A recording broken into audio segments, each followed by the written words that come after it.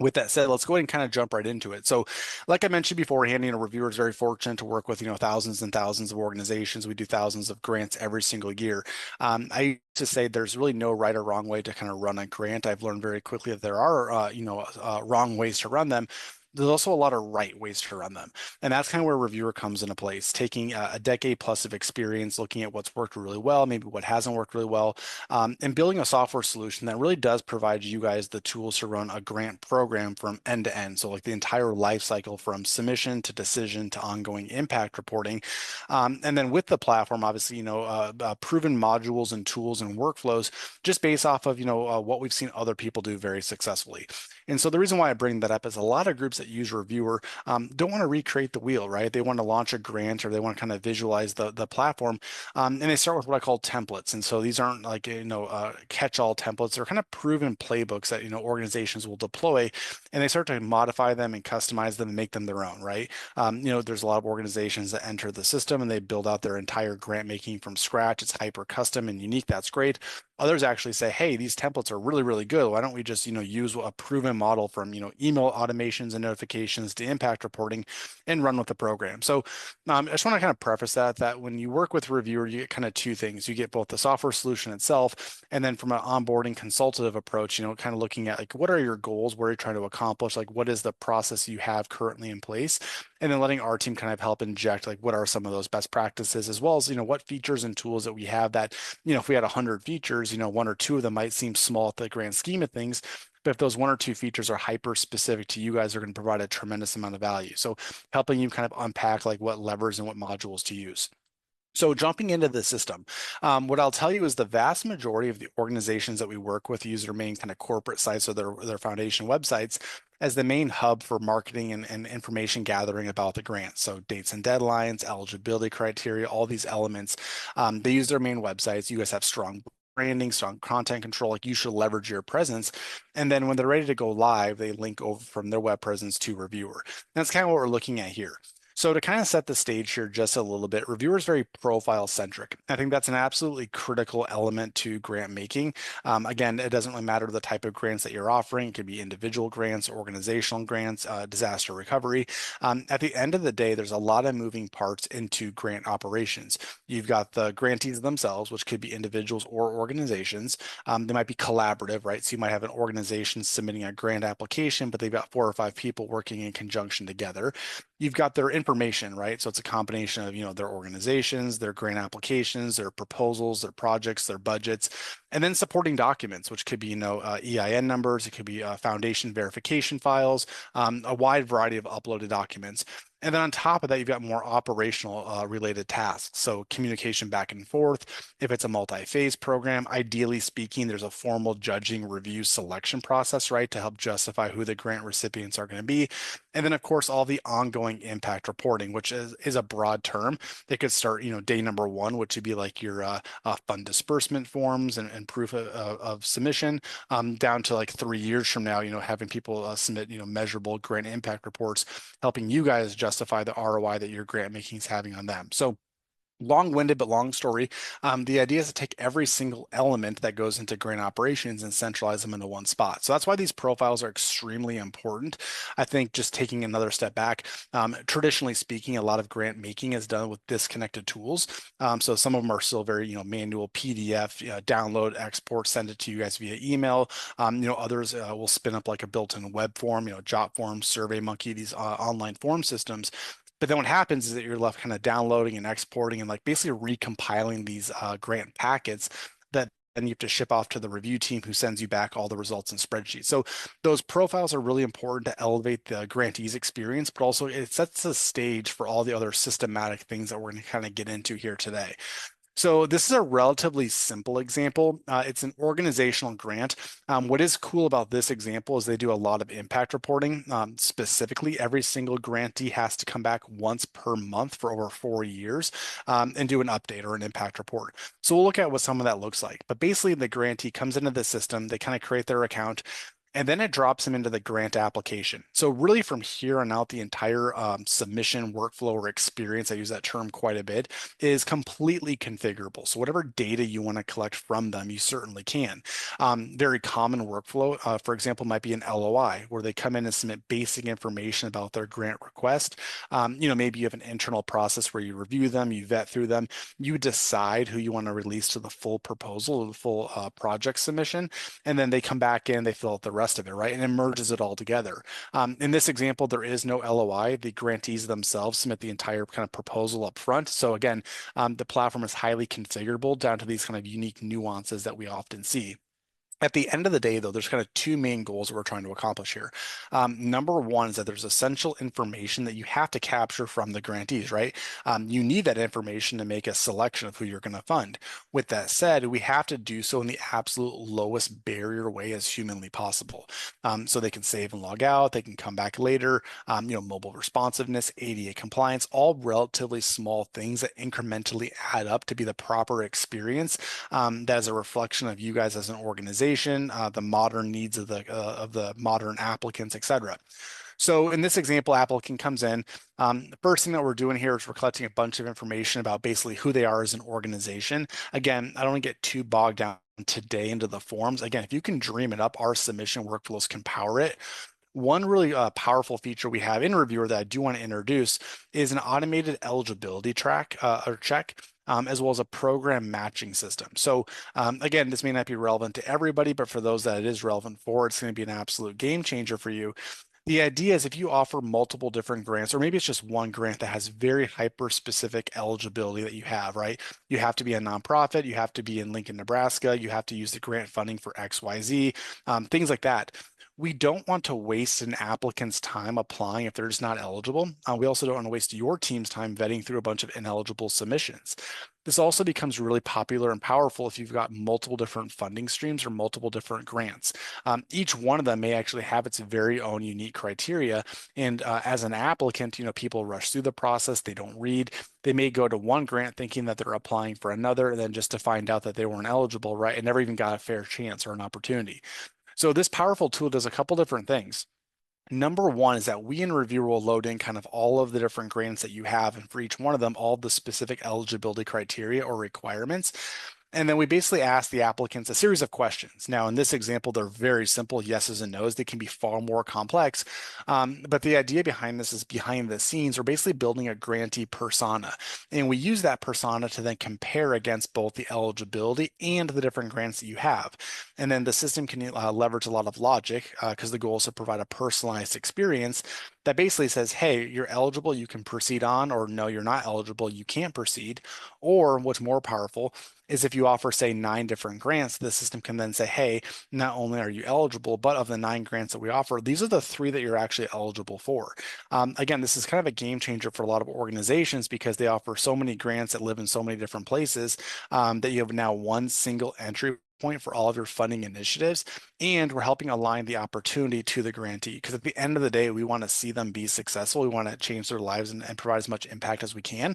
So instead of seeing grants go underfunded or under applied for, why don't we actually align the applicants to which one fits their needs the best? Again, by no means is any of this required. Now, again, this isn't just a form system. This is the profile. So then behind the scenes in this example, maybe there's, 3 different grants, economic development grants, health and human services. Now, 2 things have to happen. Number one is that we need to know what grant you're applying for, because on the back end, we want to start to categorize them and bucket them. And then number 2 is a health and human service grant versus an economic development grant. It's going to look very different. You're going to be requesting different deliverables from them. The forms are going to look different. So the entire concept here is a very interactive experience where as they kind of navigate through the process, the system then says, hey, Kyle is applying for the nonprofit grant, and therefore let's display the nonprofit grant application. So again, one single entry point that then kind of branches off to where they belong. So with all that said, again, I'm not going to get too deep in the weeds into the forms themselves. Pretty straightforward, common example around, tell us more about your organization, your budget requests, which are going to be on kind of this next page. Tell us more about what you need grant funding for, your projects descriptions, how are you going to measure impact, right? Like what are some of the KPIs that we're going to hold you accountable for? But this is where, again, for each one of you, this is where your grant applications are going to be hyper unique and customizable. With most grant programs, there are a large number of file uploads. So a couple of things come into play. We live in a time now where file sizes have gotten substantially larger. There's also so many different file types. And to put that into perspective, I'm a Mac user. And so if you were to send me like an Excel spreadsheet of a budget, what are the odds that I have Microsoft installed and can actually view that budget spreadsheet?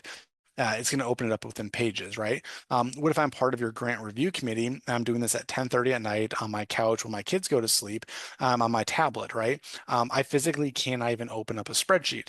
So we'll look at this here in a bit more detail, but the power of Reviewr is that not only can we take in all these different file types of all these different sizes, but we make accessing them extremely easy. So it could be a photo, it could be a video, it could be a receipt, it could be a budget. Every one of those documents actually gets embedded directly within Reviewr, which means that when you and your teams and or your external review committees or volunteers come into the system, you're not asking them to then go download a bunch of stuff, go use other tools and come back in. They can visually view everything in one centralized hub.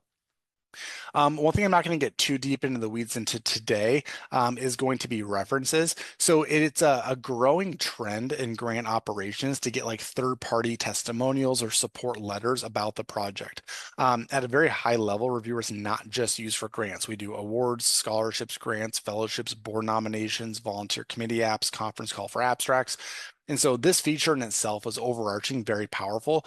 What it is it's an external request to submit more stuff on top of the application.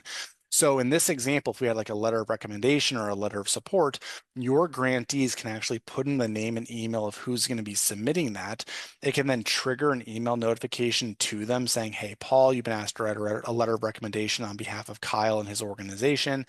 And then they simply enter the system and they're presented with their own forms, right? So they can upload a letter of recommendation. It could be a signature page. It could be a third-party community endorsement, right?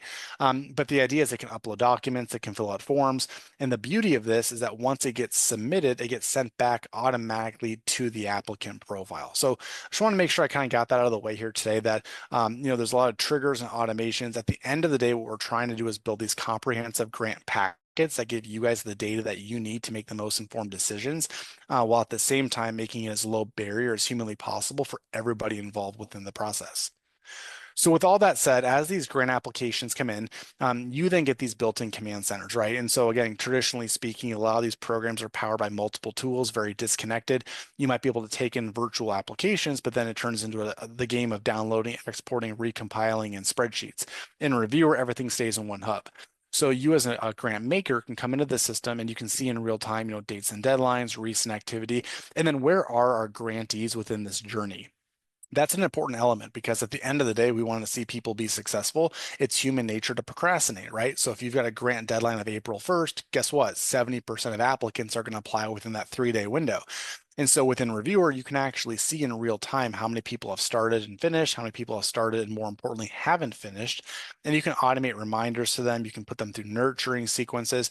And then long term, not only does it show you where every grantee is at in the review phase and kind of the selection process, but also long term. So if I, as Kyle's organization, am a grantee and I have to come back in 6 months and do an impact report or upload receipts for disbursement, the system will actually then show you who's in that stage, have they done it or not, and if not, it sends automated reminders back to them. So again, the goal is to make ongoing data collection super low barrier because it's never top of mind for those people. But at the end of the day, they're going to procrastinate, they're going to miss deadlines. And so making it super clear to you guys who's in what stage, are there tasks assigned out or pending deliverables? And if so, let's automate those reminders as much as we possibly can. So to help you visualize those profiles, I've used that terminology quite a bit. It really is kind of the magic that makes the system go. When you jump into the Reviewr app, you basically have this built-in menu, and this shows you a listing of literally every single grant application that you've received. And you can sort and filter by a wide variety of parameters, right? So the grants themselves, by the status, by the year, whatever kind of filtering you want to create. The idea, though, is to kind of shift our perception as these are not people or organizations as rows within a spreadsheet. They're actually people and organizations. And so when I click into one of their profiles, it's going to aggregate and show me all of the data we've captured about them. So again, in this example, what we're looking at here in the center of my page is the initial grant application. Again, it could be the LOI, it could be the full proposal, it could be a combination of both, but everything that we collected from them shows up in one centralized hub.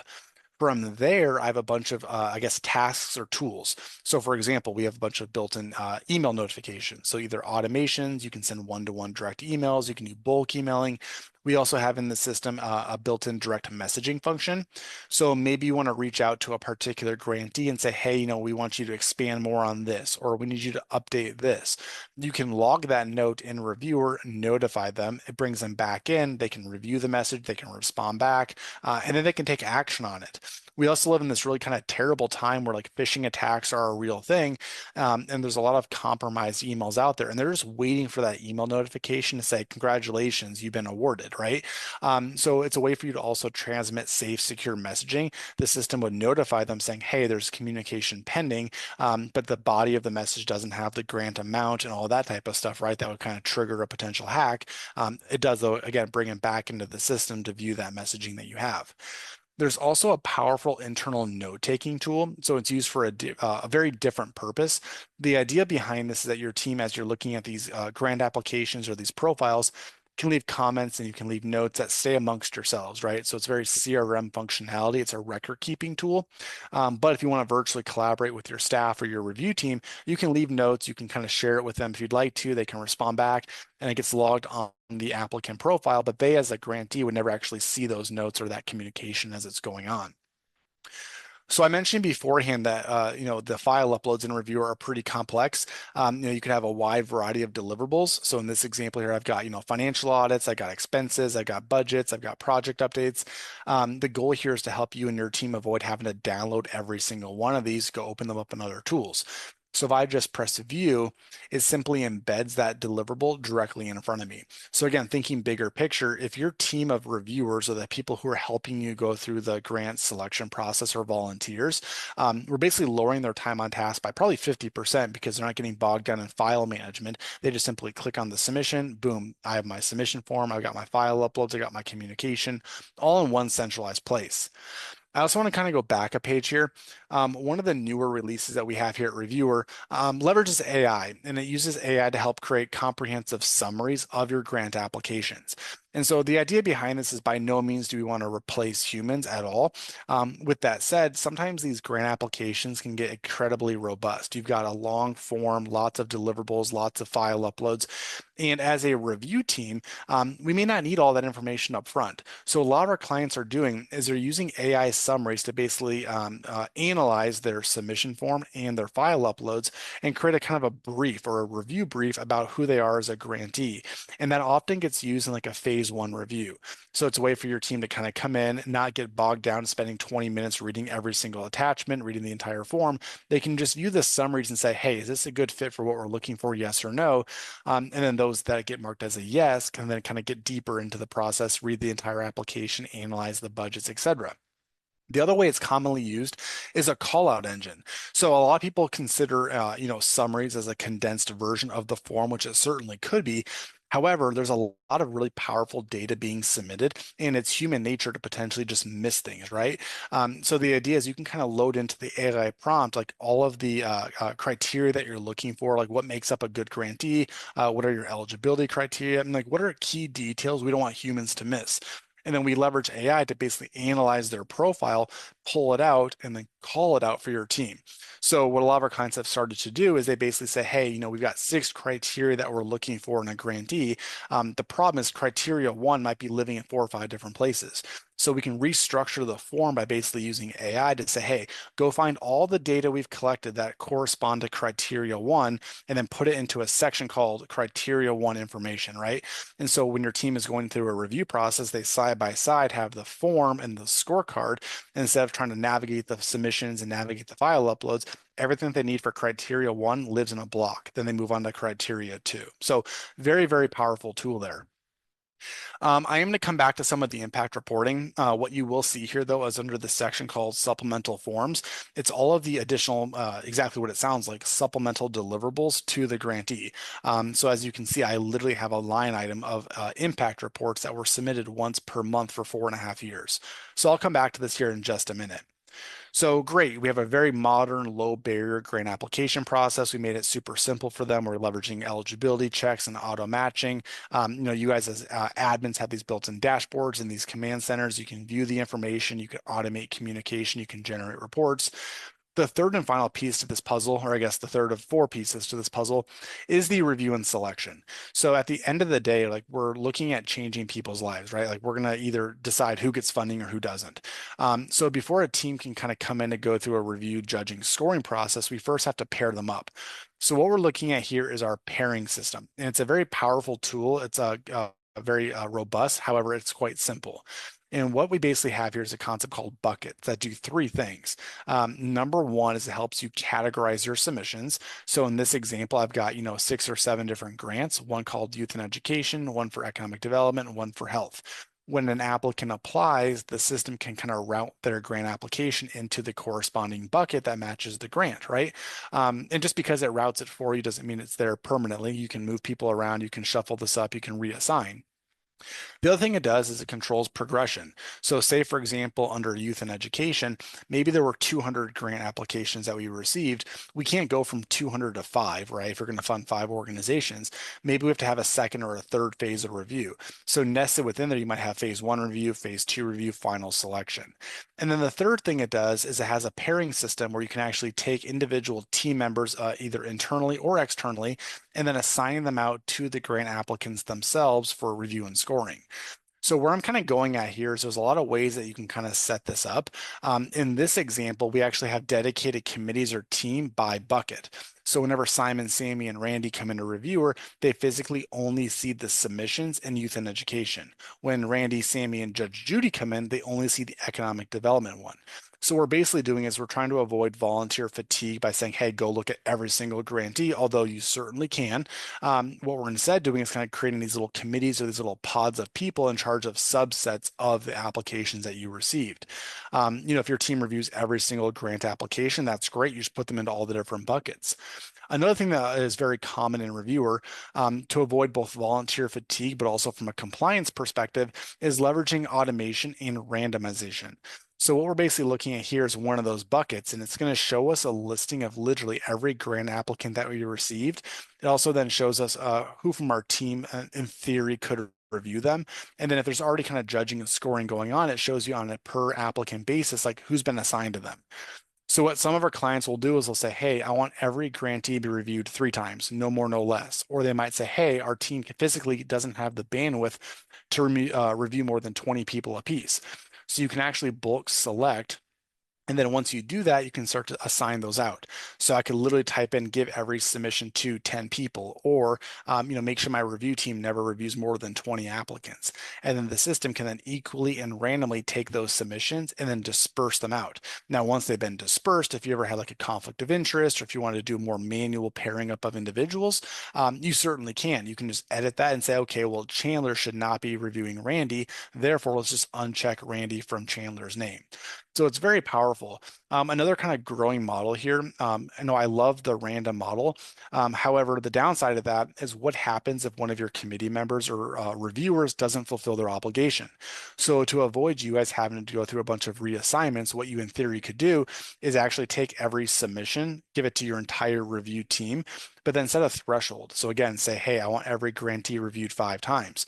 So it goes out to the entire team, but once that grantee's been reviewed 5 times, it falls off that list so nobody else can review them. So there's a lot of different like assignment models built into Reviewr that should encompass any processes you might have, but it is a very robust pairing system that's meant to be done to ensure fair, equitable reviews, lower volunteer fatigue, but also make it super simple and quick for you as admins to do that pairing itself. So after we kind of pair up our review team with the applicants, of course, now we need them to come in and review them. So when I log in as one of our reviewers, which could be internal staff, it could be external evaluators that you invite into the system, they get a very simple menu of all of the grant applications assigned to them. If you're one of the organizations that does data redaction. So for example, hiding people's name or demographic details, that's all built in as well. Ideally speaking, you also shuffle this list. So this is again not platform specific, although it is a feature. It's more of a best practice. We as humans work down lists top to bottom, right? So if I and Tony, one of the other evaluators, was given the same 5 submissions to review, we're always going to be reviewing top to bottom. So that 5th person that we just looked at, even though we're using scorecards, believe it or not, is going to be scored on a different scale than the first grantee just because volunteer fatigue and comparison bias, right? We've got 4 other people we can compare them to. So one small thing that you can do is literally just shuffle this list. It's the same 5 submissions assigned to both of us. However, the order of those 5 will be different. And we have very clear data that suggests that does impact the results. So as a reviewer, we simply click into the name or ID of the grantee, and then we're given a split screen. So half of the page is that quote unquote applicant profile. That's a combination of their submission forms, their file uploads, comments and notes that were left. And then the other half of the page is your selection criteria. So that in itself, again, is also configurable. You can do thumbs up, thumbs down. You can do weighted scoring, where you have certain sections that have a higher weighted average than others. You can do 1 through 10, 1 through 30s. It's totally up to you. At the end of the day, we push real hard to leverage data-driven decision making. If your team wants to leave comments and notes and deliberate, that's great. We also promote that. But let's start with some type of data that helps us kind of justify the recipient results just to protect you guys as an organization and have better transparency. So the idea here is that the review team can, again, side by side, they can look at the form, they can check out the file uploads. Again, those get embedded directly within Reviewr. If you got like reference requests or supplemental deliverables, those will also show up. And then when your team, who again are often staff or volunteers, are done, they simply submit this form and they move on to the next. And they just rinse and repeat until they've kind of gone through their entire queue of submissions assigned to them. Now, in real time, you and your teams internally can leverage these built-in dashboards. And what this is going to do is show you on a grant by grant basis every single grantee that applied, every single part of your review team that was assigned to them, if they've done the reviews or not, because much like the applicants, they too may procrastinate. So you can kind of track their progress. You can send them reminders. And then it starts to leverage the data to make decisions. So we never make decisions for you. We just give you the output. The idea is to get you out of spreadsheets and manual formulas. So it kind of collates individual scores, total scores, and averages. And for many organizations, they just filter this from high to low. There's also reporting that comes with this as well. And they can say, hey, based off of the data, these are the grant recipients. Others might say, hey, this is perfect. We can now take the top 20% and move them to a second or third phase of review. Or what many people do is they'll pull this up and say, okay, committee and team, these are the results. Let's now deliberate and talk about why we scored the way we did. So one of the last things I'll leave you with is that last piece I just mentioned, right, which is the deliberation. So I mentioned before that I love random review within the system, right? So assigning out, 5 submissions per reviewer as an example. The downside of that is that not every applicant is then reviewed by the same people. So what if I, as Kyle, on average, am a more tough judge, right? I give out an average score of a 10, where, Susie gives out scores of 30 left and right. Using traditional scorecards, anybody who is assigned to me is going to be penalized, right? Because I score them 20 points lower on average than Susie. When in reality, that's not true because that's my own personal average, right? Getting a 10 for me isn't a bad score, it's an average score. And so we have some built-in tools here that also normalize the results. It helps you look at each individual committee member, and it can start to look at their individual judging tendencies to see who are your high and low scores, and then it can actually normalize it for you. So it says, I don't really care about how Kyle scores compared to Susie. What I really care about is how Kyle scored the submissions against his or her own standard. So a bit more of an advanced feature, but it is very powerful from a compliance perspective. So the last thing that we want to look at here is impact reporting. So at the end of the day, if we're going to fund an organization, generally speaking, we want them to come back and self-report how the funds were used and help us measure the impact. This is the data that you need to go to your donors and sponsors to help kind of justify their funding, but also to raise additional capital. And so what ends up happening is we have to do 2 things. One, we need to make it super low barrier for the grantees to do those reports. And then 2, we have to centralize it to make reporting on very simple. So what we're basically doing here is we're taking all of our grantees and we're moving them to a new workflow, right? And it's not just impact reporting. You might have like, upon selection, they have to do fund disbursement forms, proof of 501c3 verification, maybe a 6-month update, a 1-year impact report, right? So there might be multiple of these. But basically move them to a new workflow. It indicates, hey, we now need additional tasks. And so at that point, the system can notify the grantees, letting them know that there's a task available for them. They can then come into the system and then submit their receipts or their impact report, or they can simply just navigate back to their profile, click add new, and then systematically we say, hey, these are the tasks that we need you to submit, such as a grant reporting template. They simply select it. They then fill it out directly within Reviewr. And then again, by the way, we're tracking them. So if I don't do this, I know. If they start it but don't finish, I know. And we can send them automated reminders. And then once they're done with their impact report, they simply submit it and they get sent back right back to their profile. So when you go to view this, you can go to your supplemental forms, click view, and that entire impact report is now embedded directly in front of me. So again, it kind of the full life cycle of the grant now lives in one spot. And when you go to generate reports internally, it's much easier to do so because all the data is kind of housed together.